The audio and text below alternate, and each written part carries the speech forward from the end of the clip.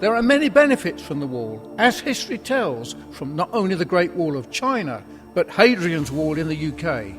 Openings for jobs in security, construction and all forms of commerce. And the recreational industries will grow. Towns will grow up along the wall, and opportunities for work for all Americans and legal immigrants will be produced. So, be positive about the wall. Joining us now from his headquarters here in New York City is Mr. Trump. So the Journal says you're killing the Republican Party over immigration. And you say? We have to bring our country back, Bill. We're in big trouble. We're losing so much. We're losing so much to so many.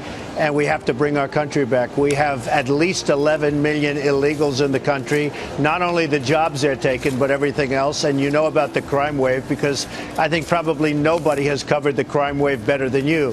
There is a literal crime wave going on. You know, and if you look, we've spent last year $113 billion on illegal immigrants. We have to do something about it, and we have to start by building a wall, a big, beautiful, powerful wall.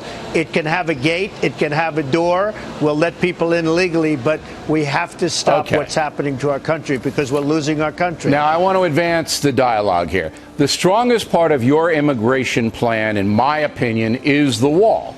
I think it's a doable thing. Rudy Giuliani came in here, and you can do it. And that would cut down a lot of the illegal immigration, and not only that, the drug trafficking, which is out of control. So I support the wall. But then you say, well, we got to have mass deportations. That's not going to happen, because the 14th Amendment says if you're born here, you're an American, and you can't kick Americans out. And then if you wanted to deport the people already here, each and every one are entitled to due process. And it would take decades to do that and gazillions of dollars. And the courts would block you at every turn. You must know all that.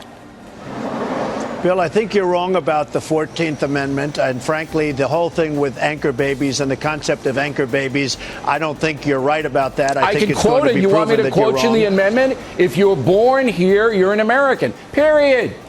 Period. But there are many lawyers are saying that's not the way it is in terms of this. What happens is they're in Mexico, they're going to have a baby, they move over here for a couple of days, they have the baby. No, but Bill, they're saying it's not going to hold up in court. Now, it's going to have to be tested, but they say it's not going to hold up in court. Regardless, when people are illegally in the country, they have to go. Now, the good ones, and there are plenty of good ones, will work it so it's expedited. We can expedite it where they come back in, but they come back legally. Bill, we have a country. You need borders and you need law. I said that for decades. I've been saying that, but you are not going to be able to deport people who have American citizenship now, and the federal courts will never allow mass deportations without due process for each and every one. And do you envision federal police kicking in the doors in barrios around the country, dragging families out and putting them on a bus? Do you envision that?